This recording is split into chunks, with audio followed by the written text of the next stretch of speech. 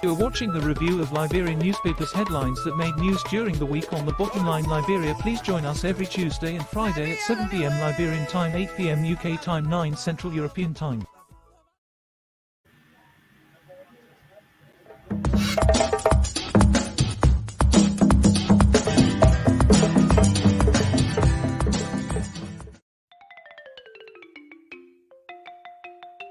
You are welcome to the Bottom Line Liberia. Welcome to the Bottom Line Liberia. This is the Lord Chilope from London, and my co-host today is Francie Mensah from Sweden. Welcome, Francie. How are you? I'm going good, Paul. How are you, Lord Chilope?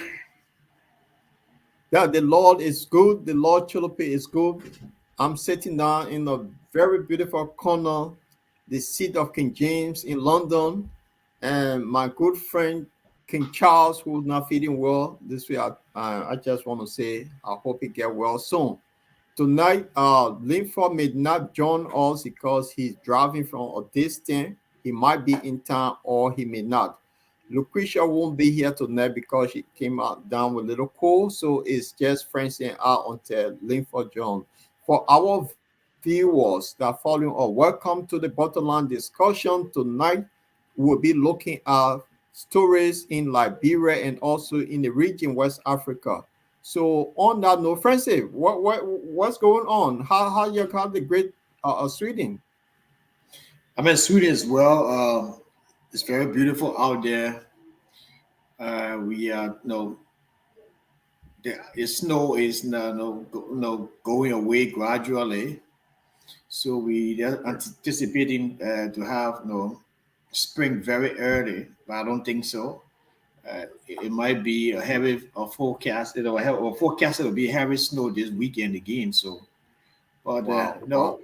Yeah. So my man, Scandinavia always cold. Wow, we need to be in Liberia. You can't be in ice water throughout the year, and you have one of the best weather on the planet Earth. In Liberia, where you get temperature constant 27 degrees all the time. Man. So while it's getting cold here, I just want to our viewers to tell them, share the show. We're coming with interesting story. We'll talk about the three nations in West Africa that decided to pull away from ECOWAS. Is something too that we need to look at. And also share the show. And tomorrow's content, welcome. But help them share the show. So I'm going to play our usual traditional music here while we're sharing the show. My good friend Takun J, who always fascinates me when I hear his music. So we're going to start while we play a little intro. Kindly share the show. Have a fascinating topic tonight. My people, where you at? Where you at? Wake up from your slumber. Stop sleeping. Whip your hands, whip your hands, whip your hands, whip your. Come on, come on, come on. I know you're sleeping now. Y'all gotta whip us more, yeah? Okay, let's go. The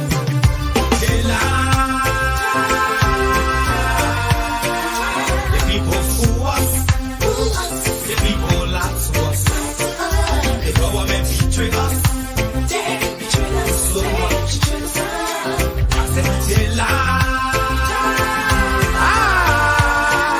The people fool us, the people lie to us. The government betray us. They can lie, they can steal, they will not go. I said we tired with their lies. We tired with their promises that led us to all our damages. We tired with their speech they preach indeed, and now unique they deceive us. The thing we saw, it frustrate us. So why can't you lie? Why can't you steal? Why can't you allow the citizens to beef? You see, we just tell you that's why we voted you. But you fool us, you screw us, you use us and later on abuse us. So why? The government should lie. Why? But that's the question that we ask. They lie. The people fool us. The people lie to us. The government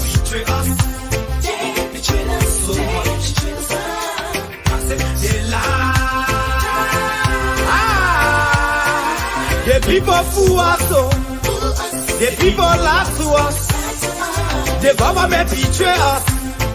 They can lie, they can steal, they go knock the borrow. I said no one to trust. My people no one to hope on. Nobody. My hope that I have been broken. I'm telling you, brother. So where are the schools? Where are the roads? Where are the jobs that they say they could afford? But they too selfish. The people tired with their rhetoric. People tired, they tired. You see the reason why we ask why the government betray. They have enough for time, but yeah, then stay they delay. People suffer. No work for people crying for hunger. Look at. Your vision and your mission, your intention to the nation, they poor. You got nothing to show. Nothing. So why? The government should lie. Why? But that's the question that we ask. They lie. The people fool us. The people lie to us. The government betray us. They betray us so much. They lie. The people fool us, oh. The people lie to us. The government betray us. They can lie, they can steal, they go knock the borrow.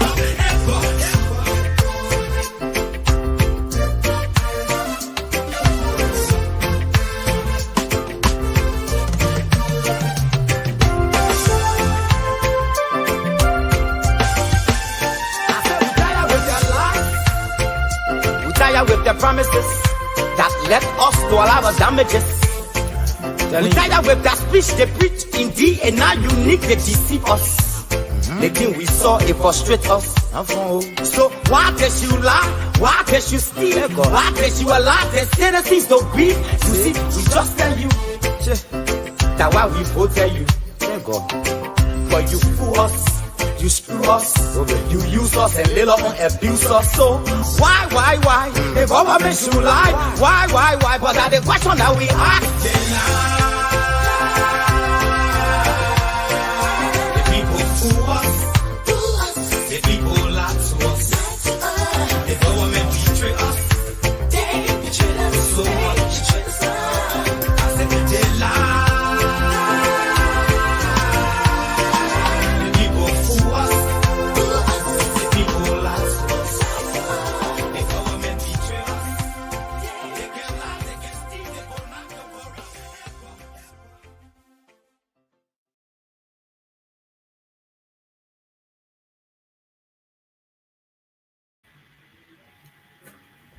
Welcome to the Bottom Line Liberia. This is the Bottom Line from Europe. My colleague with me today is Francis Mensah in Sweden, and we are here today to discuss issues in Liberia and around. Francis, you need to mute yourself. There's noise in the background. And around West Africa. To our viewers that are joining us from via Jala TV, welcome to the Bottom Line. Kindly share the show. Tonight we'll be looking at the newspapers review in Liberia, and interesting story have come out. So share the show for us. Share the show. We'll be looking at all the news in the region that is fascinating. And want to welcome all our viewers that following us. Mr. Tape is on the show from Ganta City. Oh, there are a few names here that following us as well from via Jala TV. Share the show. Tonight we'll be looking at other issues. My good friend, my co-host tonight, Francis Mensah. How are you? Welcome to the Bottom Line.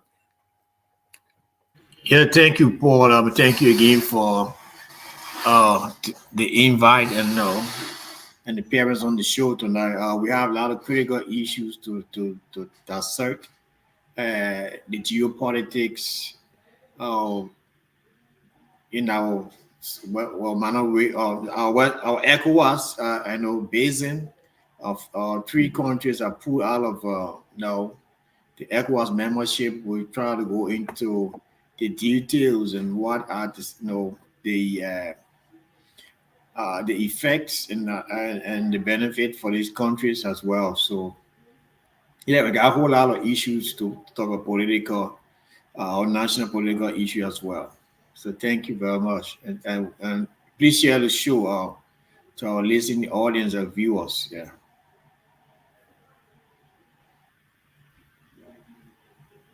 Yeah, so let acknowledge few person here. Friends, say we'll start with this one. Please do us the honor.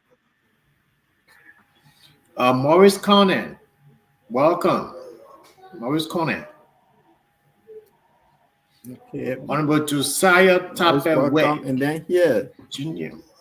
I'm forwarding live from Ganta City, Nimba, County, Republic of Liberia. Welcome, Josiah.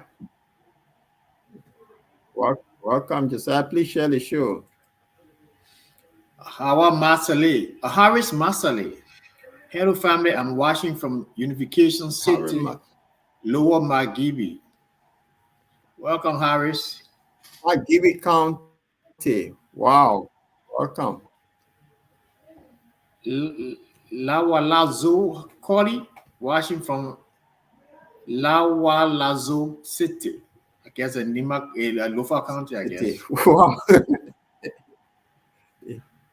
Yeah. County, one of them. And hey, Lopu Ziga. Hey, man, how you doing? My good friend, my sister from back in the days, man. How you doing, Lopu? How's the family? How God you and the rest of the family in Jersey then? All right. That's nice. Kindly share the show, Lopu. Welcome to the bottom line discussion. Isaac Rood, watching from Minneapolis, Minnesota, USA. Welcome, Isaac. Welcome. Welcome, God. Welcome to the show. Kindly share the show. This is the bottom line discussion. We're based in Europe. We've been operating for a very long time now, but we are here to give you some info of what's happening on the ground. So, friends, there was a story that came out on Sunday, but because of the political situation in Liberia, people are not following. I just wanted you to have a look at this story. That there are 3 countries in West Africa that are cool, and for some reason, those 3 countries decided now it was some sanction put on them by the Economic State of West Africa, ECOWAS. Remember this coup? These guys that took over? Yeah, Mali, Guinea, Burkina Faso. Mali. Yeah, so there were 4 countries in the region, and 3 of those 4, Guinea was one of. So 3 of those 4 have because ECOWAS put sanction on them. So this gone Sunday, these 3 countries decided to withdraw from ECOWAS. What do you think of this? Because this was a statement that they put out there, and I want you to look at it for me, please, Francis. And Niger, Martin Burkina Faso and Niger have announced immediate withdrawal from the economic. Look, Paul, what I would like to say that I think this a mistake on the part of these leaders because ECOWAS, Economic Committee of West African States, have grown stronger in the region, in the sub-region for all the years. And a lot of treaties have been signed, trade and commerce, free movement, and a host of other socio-economic treaties that have been signed that gave West African countries a lot of leverage in terms of interaction, trade, and politics as well.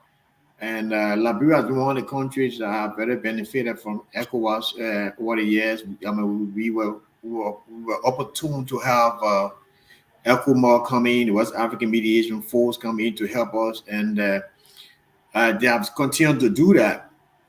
And these countries, I think, they are being influenced by some Western powers because ECOWAS has a mandate, has strict rules in terms of how you ascend to political leadership. Coup d'etat has been vehemently denied, not giving those who the coup plotters or whoever, any legitimacy, So they gave them some time frame to to return to the status quo, return to civilian life. So we have elections, but they just refuse to do that. And I think the colonial masters, masters, so to speak, France, I've been working behind the scenes with ECOWAS, to have the guys, put on sanctions, and so I think it's having an impact, but greater influence, I think, in my mind, and geopolitics is that I think they have trade with China. China is coming in, try to downplay the relevance of Western powers like France and the United States and America, Great Britain. So the geopolitics is actually interplaying, and the repercussion will be very deadly for the citizens of those countries. China comes in with all. We're coming. China comes So, in. Francis, In the if you look at- Yeah, I just want to say that China So, comes if in you with look all at these packages. their withdrawal have done. The withdrawal from ECOWAS. Wait, you mean to say, yeah, from the economic Yeah, so- community of West African states. Yeah. So if you follow the movement, the free movement, with the three countries withdrawing from ECOWAS, and if you look at the population of those three countries and also their contribution to ECOWAS, that will have a lot of burden also in the region. And these guys coming to power, they didn't just come to power based on it was a coup d'etat, but the young guy in Burkina Faso seems to be the new, how they call it, Thomas Sankara over there, and people seem to love him. There have been a lot of coup d'etat on him recent time, but especially him. But he has said he is a young man with vision, and the level at which they are moving.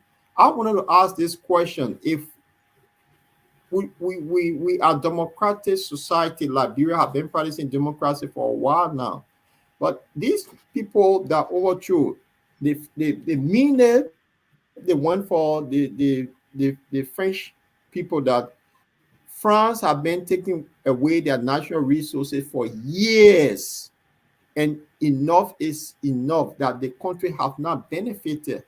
With some of the bold steps that these guys have taken, that they will run their affair, they will use their national resources to run their affair. With country like Liberia will be bold enough in the future to say, look, based on our population, based on our worth, what we have, we can be a sovereign nation and stand on our own. Look, like United States have always dictated to us, we're going to get rid of you, like what Burkina Faso, Niger, and Mali have done to France. Would that be possible anytime soon in Liberia, or it won't be possible that a country that is self, that have a lot of resources worth, decide to take the kind of bold step like what you guys did? Would that ever happen in Liberia, to say, look, we are a suffering nation now, we don't need any help from somebody, based on our population, we can run the steady affairs of our country? Would that ever happen? What you think? I think it's unlikely that Liberia will follow such a trend, not in our lifetime, because our ties with America is very deep, it's very ingrained, and so whenever such a decision will come about, we have to consider a lot of factors. That we have to be very economically stable. Our military, we have to be very independent, in the sense that there will be no patronage to another, in person or from a tribe or ethnicity or whatever it is. And another thing to that is that democracy. These countries have realized that France conditions. I mean, we agree that the resources are being exploited, but look, hey, these guys, they own the country. That it's their country.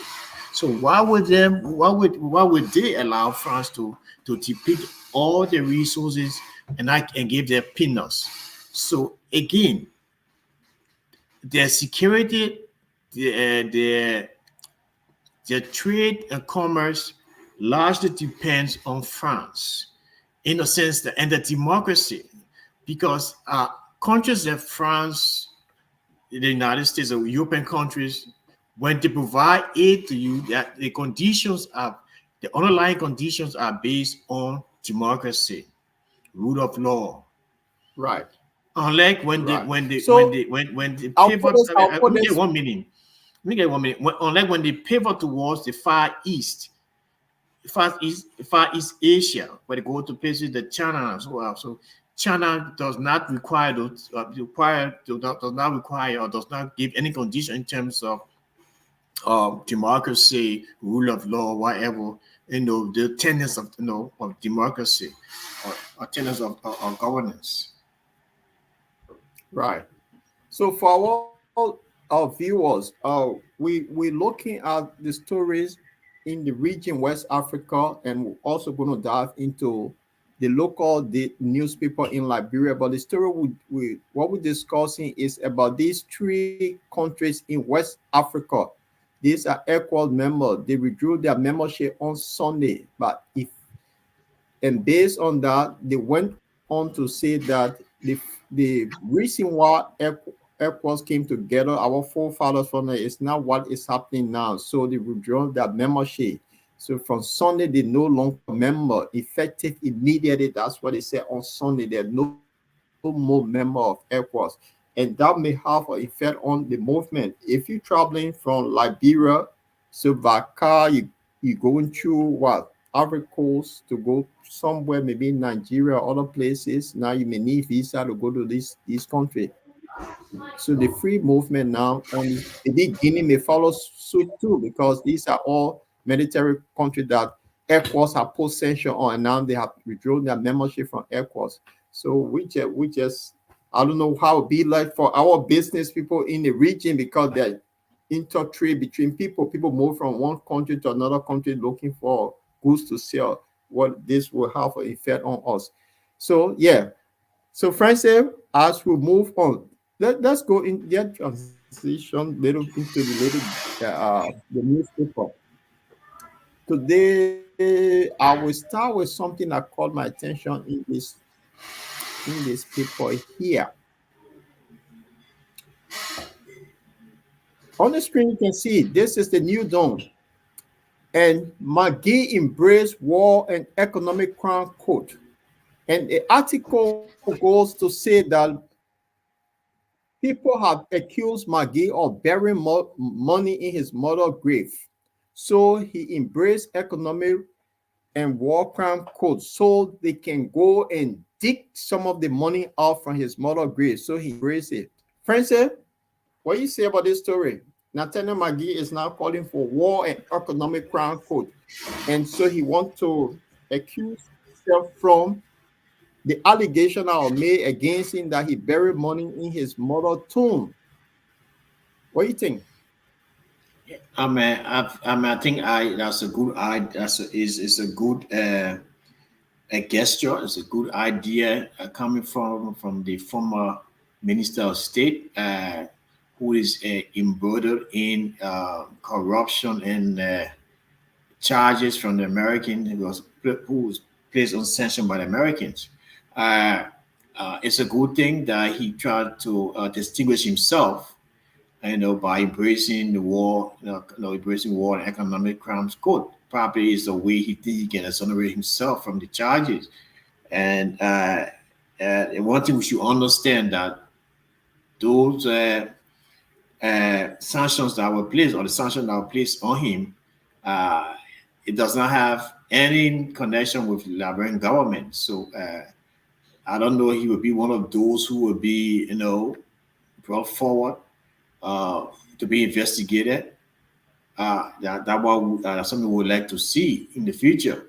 But having said that, Senator McGill, that's a good thing.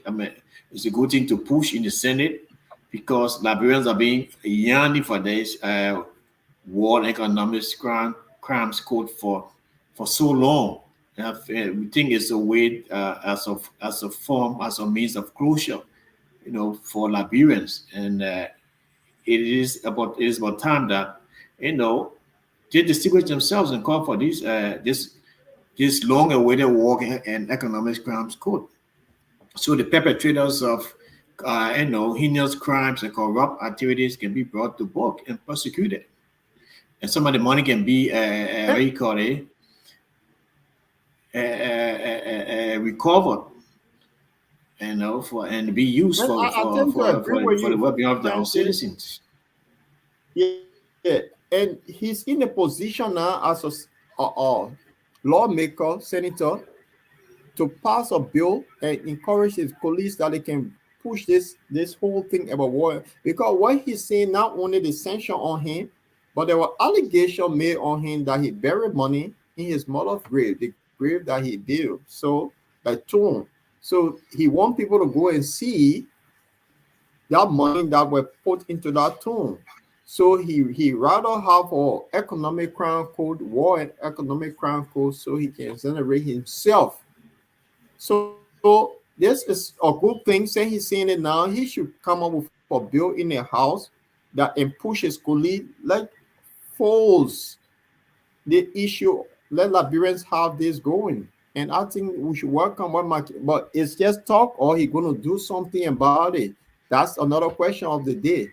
So yes, and to our viewers for following us on Bottomland Liberia, kindly share the show. This is this is the Bottomland Liberia. We're broadcasting from Europe. Yes, Homo 7, the Lord Chodope is here from London, and my co-host Francis Mesa is in Stockholm, Sweden. Welcome to the Bottomland. So let's transition a little bit. There was incident that occurred. Let me put this one up, Francis, and I want your take on this. There's a CDC Mobile Molo, the new dawn rays that broadcast vision unrealistic. This is CDC telling that the vision of President Joseph Newman Burka is unrealistic. Francis, what your take on this? This is CDC in opposition now, latching on the UP government.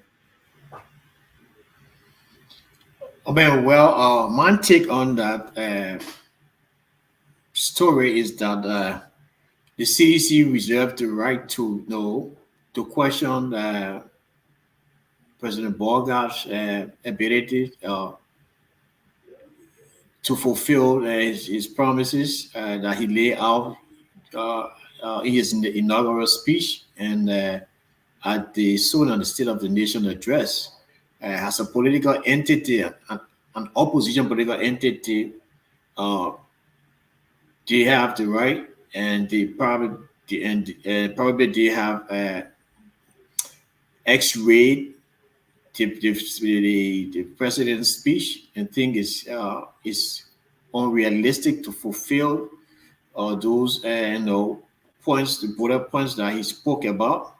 So I don't know which specific item in the speech or the portion of the speech that they think is unrealistic, but my understanding, my analysis of that speech was very generic, and so it needs more clarity. So I may tend to agree with CDC in a way, but we will see, and let's see how it unfolds, how the president goes about implementing those points that he outlined in his speech, or his vision for the country, so to speak. So that encompasses a vision for his, the vision for the country.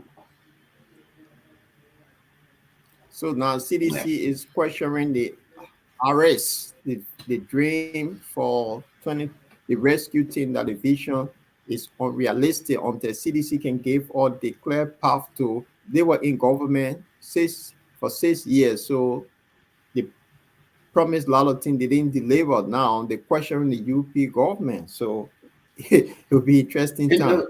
I know there was also in the newspaper today, the CPP have also they did their they had their own review of the sonars and have urged the government to focus on economic growth of Liberia. That was the CPP standpoint. But then on the other side, CDC saying that Unity Party vision is unrealistic. So we don't know where we're heading until the vision start coming out. Then we will find out. So CDC, we wait to see. They said there were a few people went for hearing today. Give them a break. Let the government settle. And if their vision is unrealistic, in the next few months, the guys will say 100 days, we shall know if it's unrealistic. So give them a break. Yeah.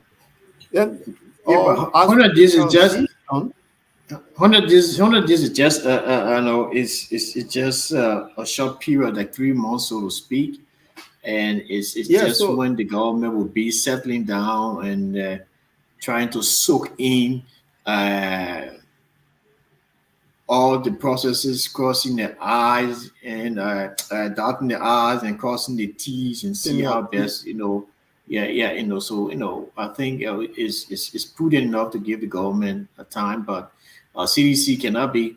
I mean, they promised an array or myriad of things. I mean, they didn't complete it according to the report from local, civil society groups in Liberia. So, I mean, this is all political. So we just want to see. We will see how it goes, how it unfolds.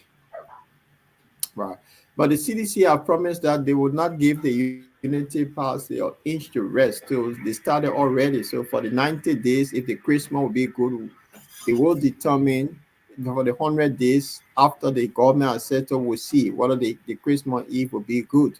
So I would say to CDC, give them a break. Let's see. Let their house be in full order. And then if you go on the full blast, you say, what do you think about this story here today?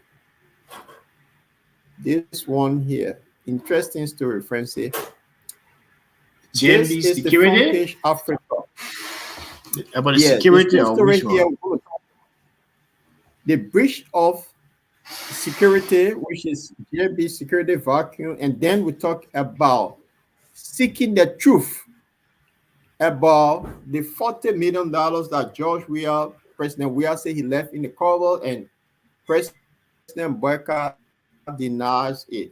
So a committee of the House have been set up by the pro tem, and on that committee headed by Amar Corner, they have now summoned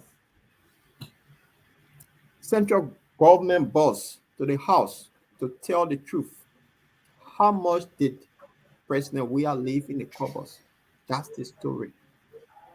So the truth must be told. So the committee have been set up to investigate, to carry out audit on this. How much left in the cupboard? The 40 million or is no 40 million? Amar Corner is heading this thing. What your take on this story?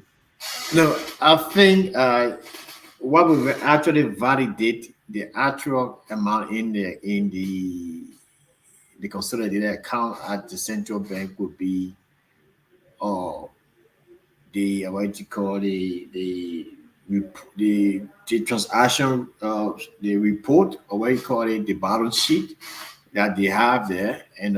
We will see the financial report, what transactions that were made. Unfortunately for the central bank government, he's between the rock and the hard place, meaning that when he gave that report to President Weah, even if it was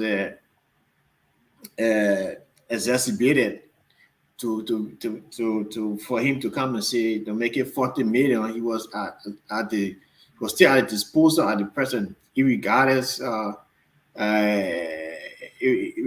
him being what you call it, attorney governor. And now he has his feet it's on the fire as well, because it's on the fire because he has to probably present the 20 million to 20.5 million that the Unity Party have claimed to see that it's in the coffers. So I think this is what put his is highly political, and he's in the. I mean, he can probably adjust it, manipulate it, and make it appear to be 20 million. So in all respect, we will allow the governor to be come to Senate, face the Senate, and provide the actual balance, that left there, so the public can be accorded the right information, so this can assuage the concerns of the public and our friends in the international community, because this conflict information signals transparency, the lack of transparency in our financial system. So we need to have that reconciled as soon as possible, and the facts being put forward. Yeah, in terms of JMB security, I think it's all before we go to JMB security breach. The transitional government for 2 months, with the transitional and the government for 2 months work hand in hand. And if the outgoing president said 40 million plus left in the cupboards, and GMB is saying no. So the committee in the House that was set up and held by Amara Cornell, that means they also said they will carry out audit. So they seeking the truth, and that truth must be told to the librarian. I don't know how long this audit that they're going to do, unless when they summon him, he's going to come and explain. So the librarian want to know the truth, whether 40 million left there or nothing left there. Because what happened in 2018, we came and told the librarian posted the covers were empty, and Eddie came out and said, no, I left something. So now at least the House did the almost thing by setting a committee to come up with the facts. What really went wrong? I think we should embrace this and look forward to hearing when they carry out their audit. After they have spoken to him, they have summoned him, he will talk, and then they carry out their report, and they will tell the Liberian people what's going wrong. Lord Chulpe, look, this it doesn't have to go. I mean, it doesn't take a long time to put it. We are in a digital age, and wherever transactions are being made, the balance that is there. I mean, can they put it out within 5 minutes or less than that? So, except the monetization of the central bank operation, it should be digitized right now. I mean, transferring of money from one point to another. From one account to another, it should be digitized, and we should be able to put it out immediately. So hopefully that he comes, he will bring the spread, the what you call it, the balance sheet, and then people can take it from there. Okay, so take it from there. We'll wait and see when he appear in the House, we'll know the truth, how much left there. So look for the breach of security security vacuum. Remember yesterday, the president, when they had this program to honor him, there was security breach by a 21-year-old young man. 21-year-old young man. He found loop in the system and walk through the security with ease. And this young man had nothing on him. There was no object, nothing on him. He just wanted to hug his president. But how did he barricade himself, went through the barricade that was there to get to the president? You all security person, talk to us about this security, because in Liberia, you see people behave like they know too much about security network, especially presidential thing. They don't give people chance to even wave. how the young men managed to penetrate all of these trained security people, 21-year-old young man. And what happened? Say he just wanted to hawk his president. So talk to me about this security breach. That is security breach in Liberia. Talk to me. Thank you. Man, look, these things happen. People infiltrate tight security corridors. Either from internal agents or from external. I think the security were a little bit lax. We're already relaxed there, and it's not the first time. I mean, major superpowers around the world, security have been breached, and I think I'm not I don't have background in executive protection service. No, I'm more of a crime. My background, earlier work with it, LNP. It was a crime prevention and what have you. And so, but security is security. So once you have to be proactive, you have to prevent any form of danger to the VIP, because you normally have a diamond, a diamond form of corridor. So they will know that the VIP will be at arm's length from those certain events. Sometimes the president, the VIP, the president is allowed to go closer to people to touch him. But again, it was unfortunate. We are happy that the president is safe, that the guy who managed to infiltrate that security, the barricade, or whatever it is, the diamond, he did not have any weapon on him that may have led to serious bodily harm to the president. Because if you look at the video that is circulating on the social media, if you have any kind of sharp object like a knife or something, you could probably slice the throat of the president. Just if a very sharp object, it could be it would be like chicken. So we thank God that everything was okay. But again, those who surround the president, that detail has to be replaced and go back for retraining, and keep them very far from the president, because we will not allow that to happen again. But even for one instance, even President George Weah House at a point in time, the security was breached. There's how people who infiltrated a guy. They say he was crazy, and somebody went in the house and stole television. And so a lot of things happen over the days, and even unless obviously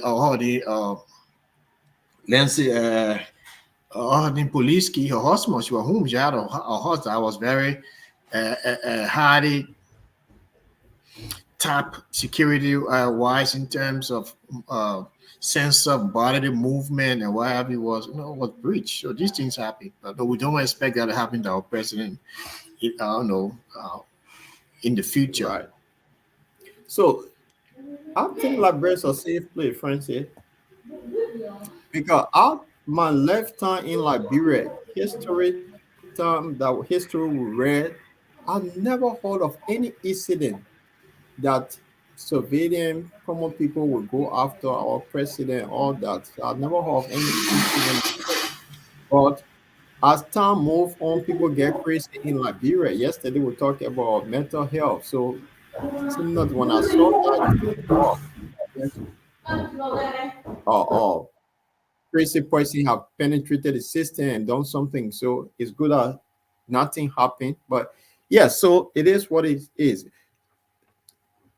Yeah, let's just transition a little bit. There's another story here in the news. Yeah, Paul, let me just say something about you. People get radicalized.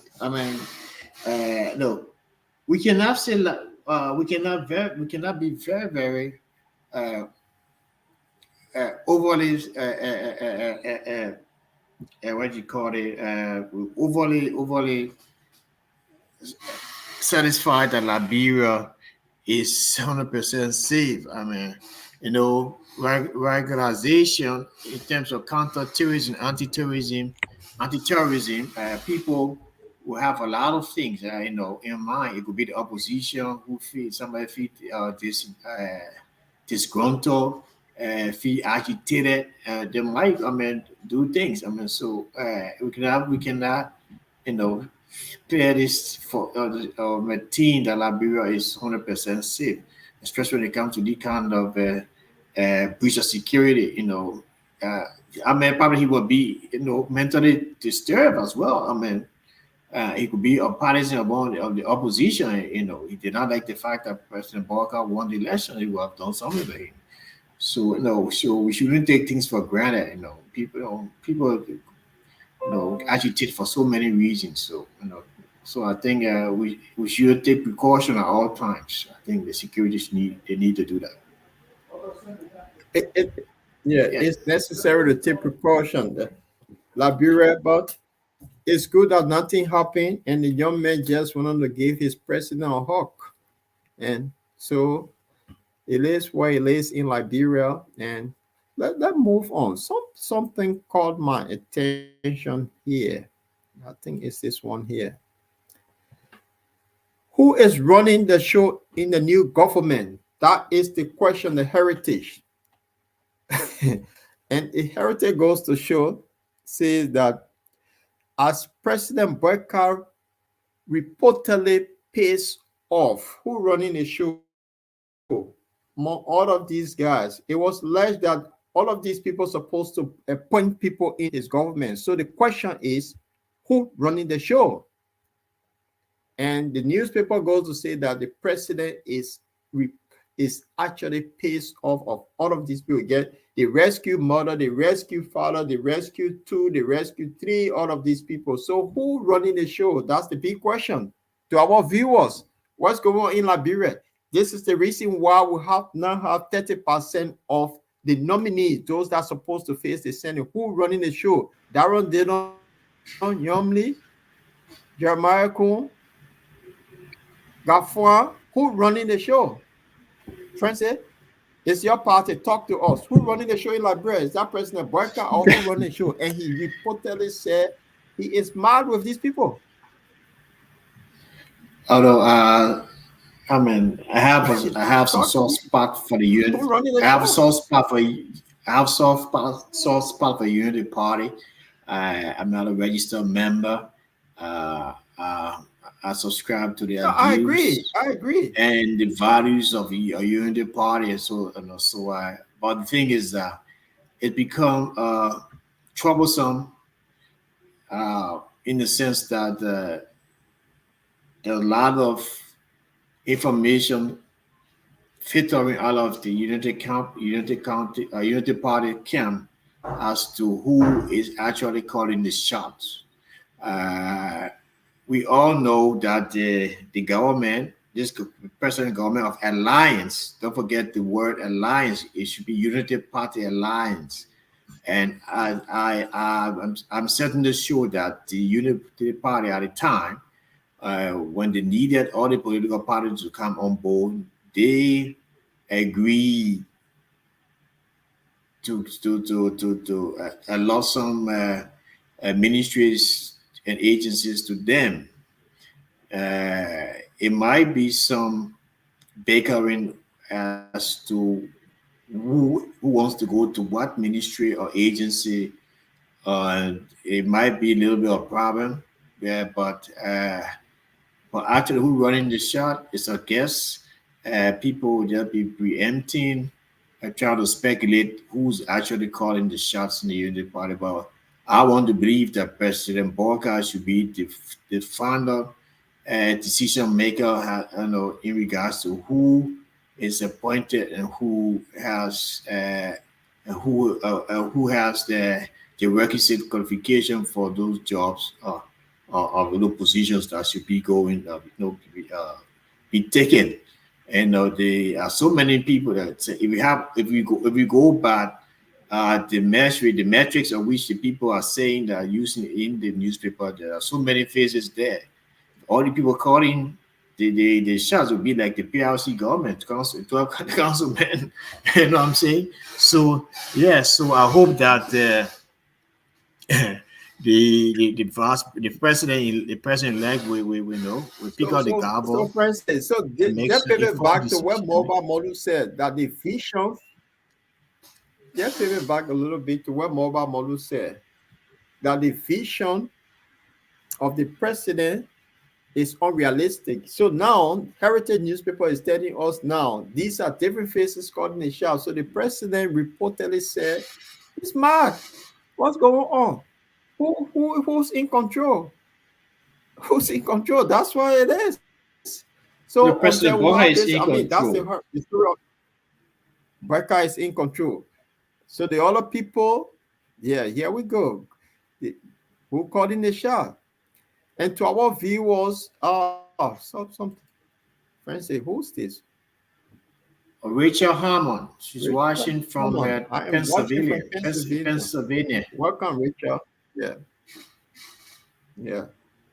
And our own brother Linford Gwen.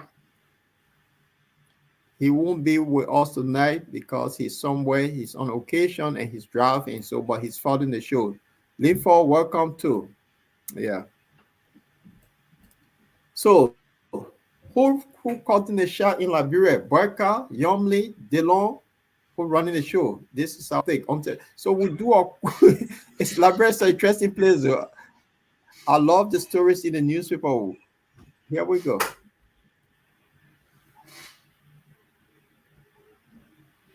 Barker on harm in embarrassing security breach at UMU graduation. Yes. Yeah. That's this is the observer. I think we discussed we touched that. We talked. That's the same. So everyone is scary about this security breach. So Mobile Model again. This is his honor again. His own President Barker. Mobile Model is not giving up. That's Mobile Model. Okay. Yeah, I like that one. The minister designate in the 500. Yes, sir. Yeah, my brother. Yeah. Go on, which one? Justice Minister is somewhere in the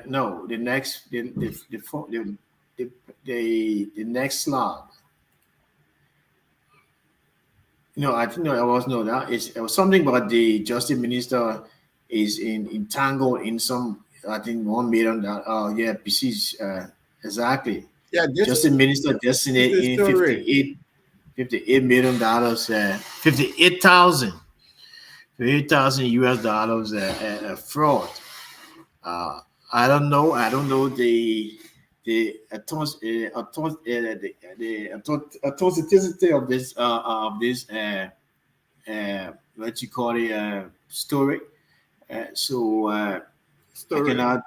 I cannot the banner headline when in the newspaper. I know some. I don't know, but these are concerning. I mean, to have these kind of reports coming out that the minister designate. I mean, he's entangled, he's embroidered in $58,000 fraud. And we expect President Barker to appoint people who are clean, who do not have any record of corruption or corrupt activities, because Mr. Barker himself has, what the period of time, laid claims to his corruption-free image. So I know, so I don't know that this is disturbing. So I wanted to, before that, I mean, at least they have to go into an investigation to seek further clarity, and so this guy can exonerate himself. We can have this kind of cloud hanging our justice minister who dispensing justice. So the justice minister will be going for hearing with the allegation on him. This is, if I were in the Senate, if I get full report on this, I could disqualify him for getting the justice ministry position. That's a cloud on Yeah, but itself because in the yeah, inaugural, but that's in that's an allegation. the sooner the press. You cannot deny the man the right without. No, that was say you if cannot they deny if this no if the story if the story is true, that automatically dismissal for his for his hearing. If that story is true, this is the allegation the newspaper carrying. If the house are done their due diligence and they found out this story is true, he is automatically will be disqualified. Yeah, That's it another left with the thing. House. It So, left with the but Senate, right? having said that, do that. in the exactly. Having said that, do you remember in the nation speech that our the sooner the president gave? One of the things he talked about was corruption. Now, if you're going to battle corruption as one of the things, if that cloud is hanging over somebody that he nominated for that post, then also I want to talk on something while you spotted that the inaugural funds that got missing, and Miata family talk about. You got missing. Yeah, there was some allegation about the money and how it was misused. Then after that, then after that, we had the $365,000 that the party chairman spoke of, that the president gave to the 17th district. That money got missing. So, and he spoke of corruption. That would be one of the things he will fight. But then in the other state, we have now, I know there was a inaugural, and so committee set up to investigate that inaugural fund. What went wrong? We haven't had a report yet. And I just want to pivot back to what had happened in 2022. You remember the 70,000 that Alexander Cummings took from his own pocket to give to We Are Tired Suffering Rally. United Party ran with that thing that he should make sure that if he cannot get a full report of his own money, he's not fit to be president. We have two incidents so far: the inaugural funds and his own money, whether it's the party money where Yeke Coliver State got question mark to the $365,000 meant for the 17th district. We have not had a report yet. Then this newspaper come up with this another cloud hanging over the nominated justice minister. What's going on?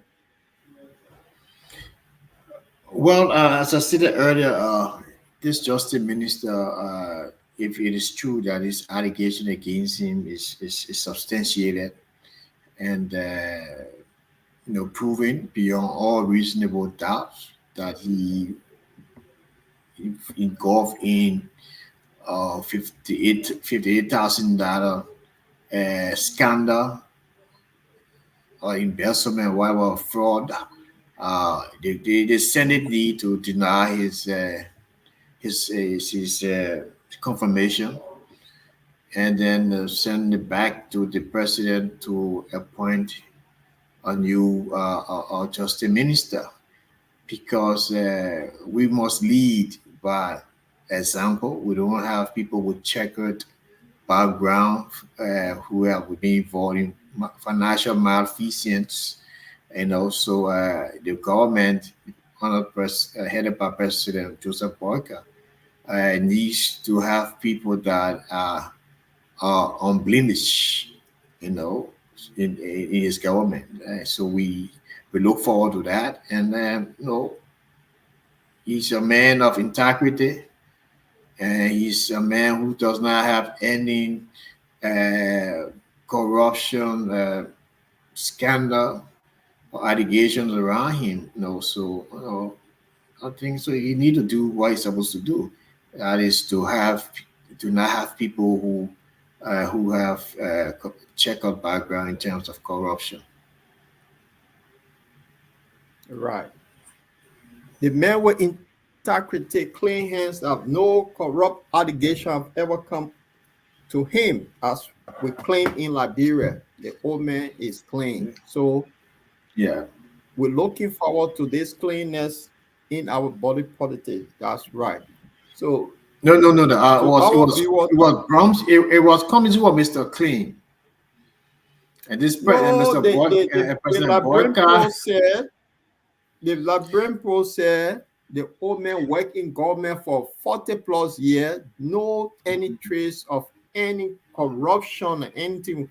Yes. And being in a society, being in a government that we know from time immemorial when we were born in a corrupt system, which is Liberia, and he worked through other system with clean record. So he was the cleanest of all. Mr. Cummings he have not worked in government. So he came from the corporate world with clean hands. But people who work in government for 40 years, but not even taking a pencil from the office and take it home, that is President Boyka. So he's the cleanest person in terms of corruption. So that's what he meant. I agree with you. I agree. Yeah. So that's why the clean thing came about. So based on that, all of these allegations with the inaugural funds, with the $365,000 that got missing, that Dr. Luther Tappe said it was the party money. We want to know what went wrong with that money from the early days. You cannot work with somebody with clean hands and then money disappear like that. So I agree with you. I mean, that's true. Definitely, there must be a solution to that. So, yes. They must provide a full account on how the money was used, expended, and through the county, what I call it, chairpersons or district superintendents or whatever name they have for them, whatever nomenclature they have for them. These guys should give full account of how the money was used, how was it distributed, because there's a new dawn in the Liberian political dispensation.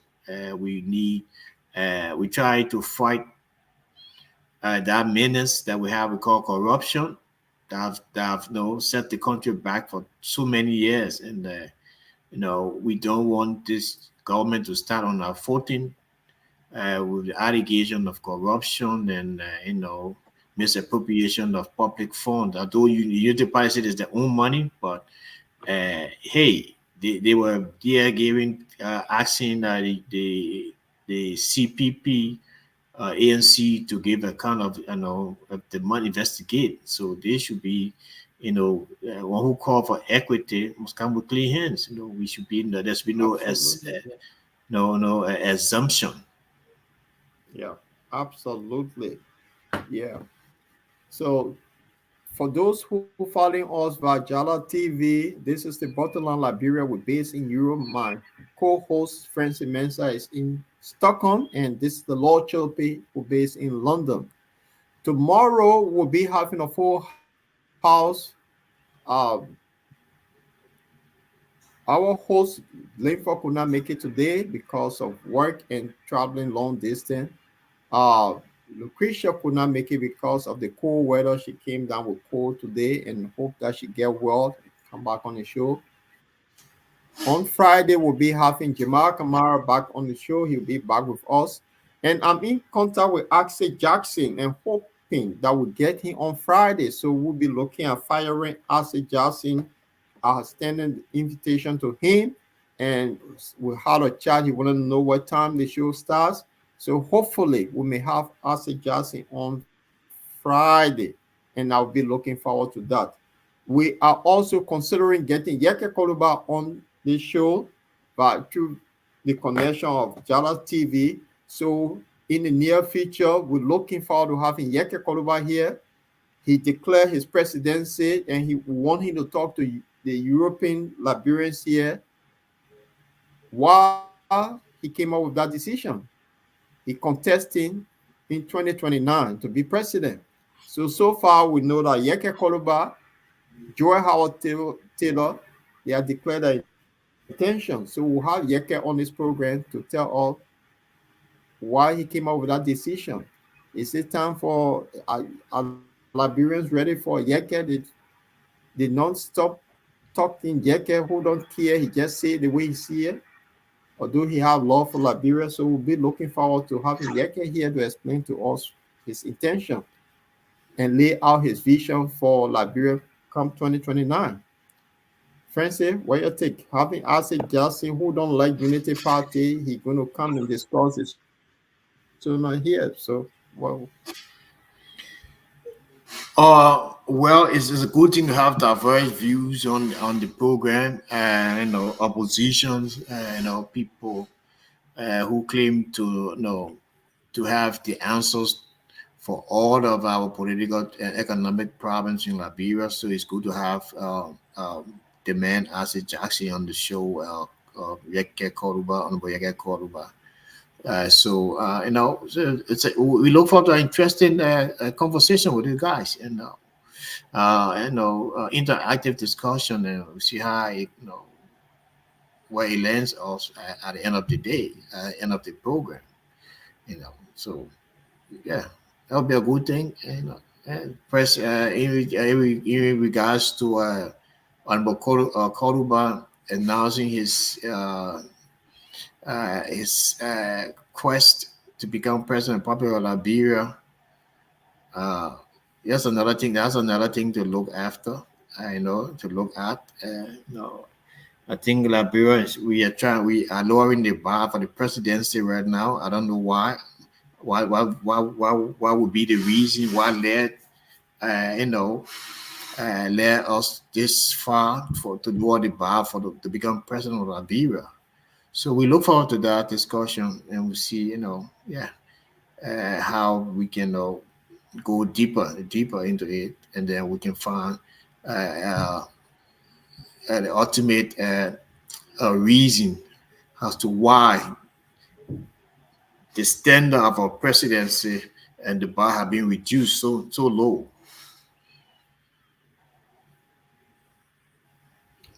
Right. According to Francis, the standard of the presidency, the bar have been reduced.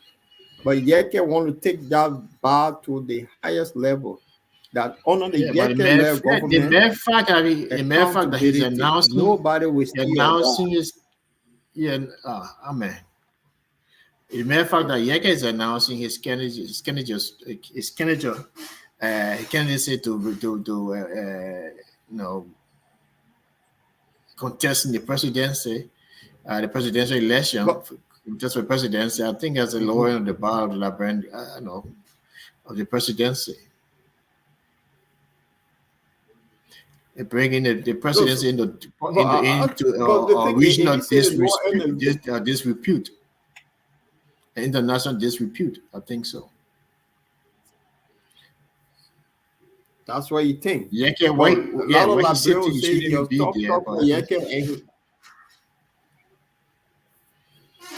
a lot of people will say Yeke is a talker, Yeke, and they see he's a principle-minded person, and Liberia will need somebody who is principle-minded, who love the country, and they want to see Liberia doing other things. And so why not? If Joe can be president of Liberia, why can be Yeke?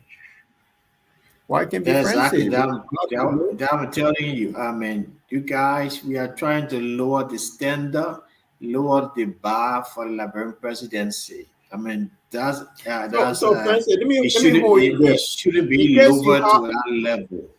In case you have Yeke tells you, I didn't go to school, but I want to see Liberia being like Rwanda, and from today, Liberia will be like this. And he set the standard, although he may not be the person that speaks eloquently, but this is how Yeke want to take Liberia. Where you say the bar low, and then Yeke gave him the opportunity, Yeke start delivering. Where you say the bar low. I mean, we have to see first what he has done in his own community first.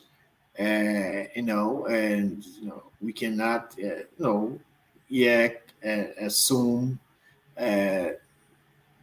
about the mere fact that he's vocal He's he's an agitator, and he goes about uncensored in his utterances. So does not give him any leverage, any ounce of being possibly suited to be president of the country.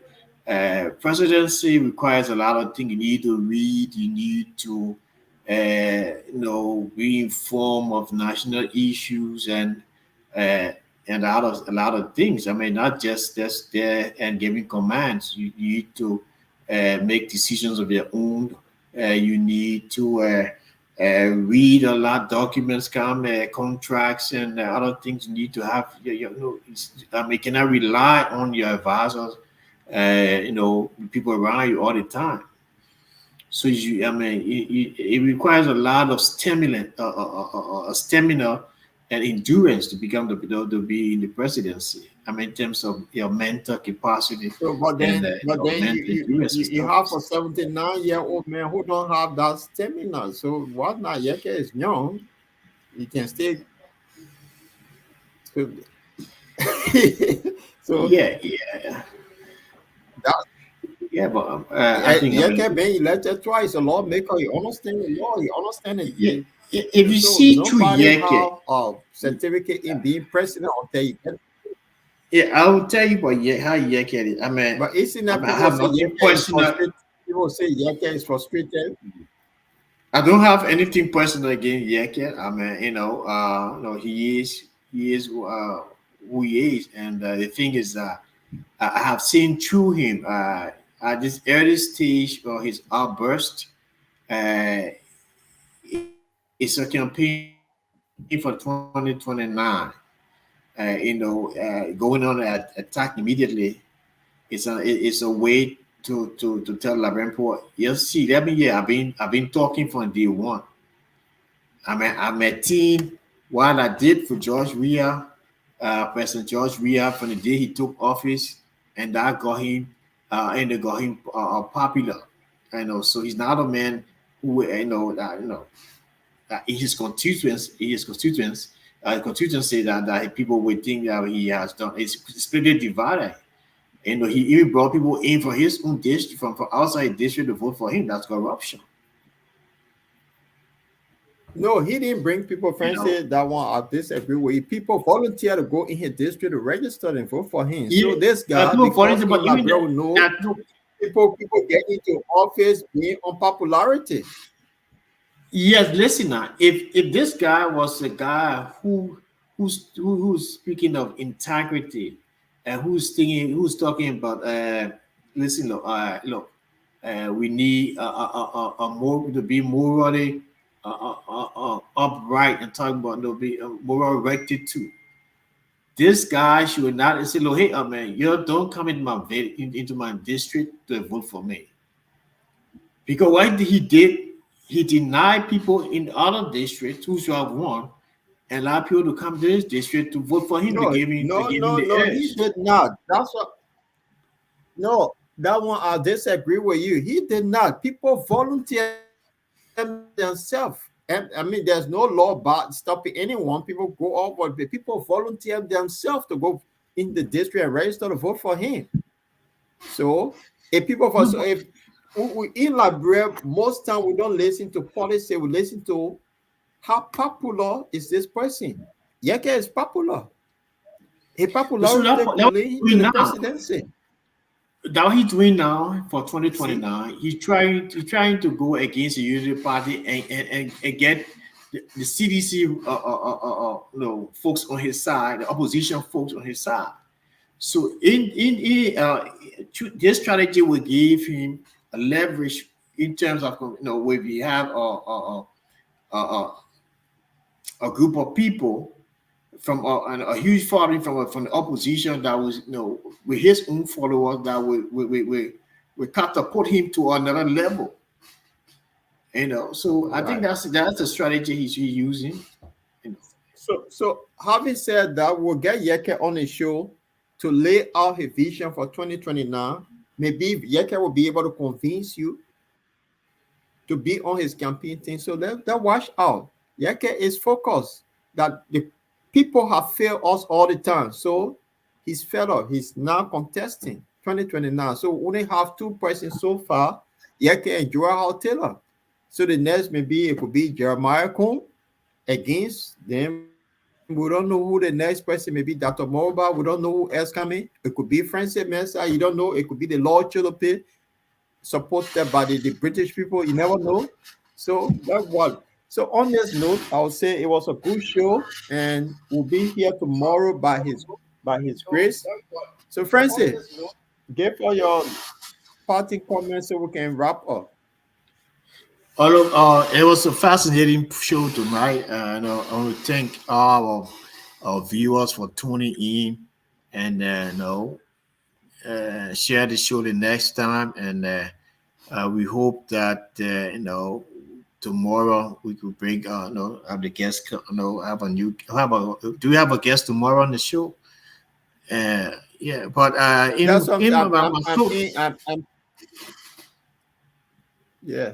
I'm talking to somebody hopefully tomorrow. Yeah. But it was a great show. The show was good, but something. Yeah. I just want to thank you guys for creating this platform. It has been around for the past 3 years, and we hope to to make it bigger like this for Liberians in Europe. Let us support this platform, and then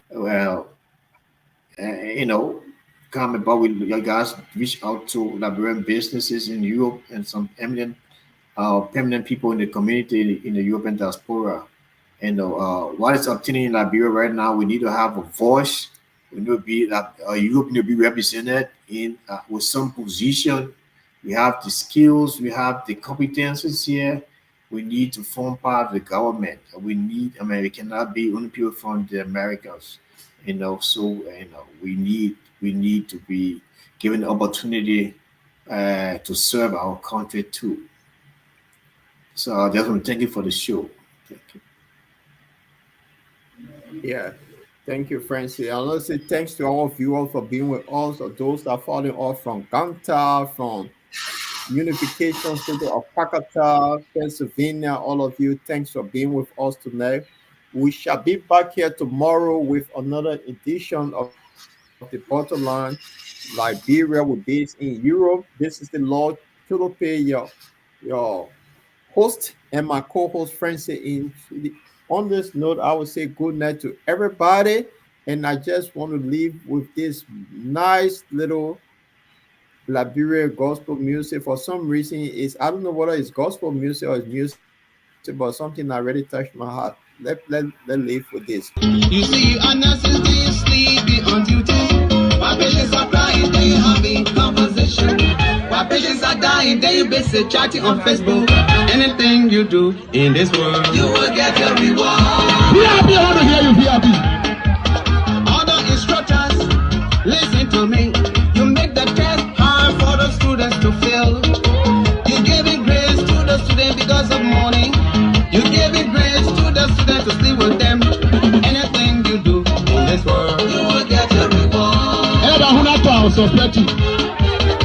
Oh, my bosses, listen to me. The women who are coming in your office to find job, in order to get the job, you have to sleep with them. 99 for road, 1 day for master. Anything you do in this world, you will get a reward. Oh, my mothers, give me your gifts. You're suffering the people, children who are living with you. Or you tell the parents, I will send them to school. But they are the breadwinner in your family. You send them on the streets, selling market every day.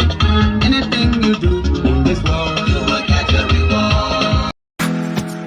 Through trials and tribulations, you have prevailed. The spirit is unbreakable, never derailed. With a rich heritage and culture and grace, Liberia, you are the land where you pray.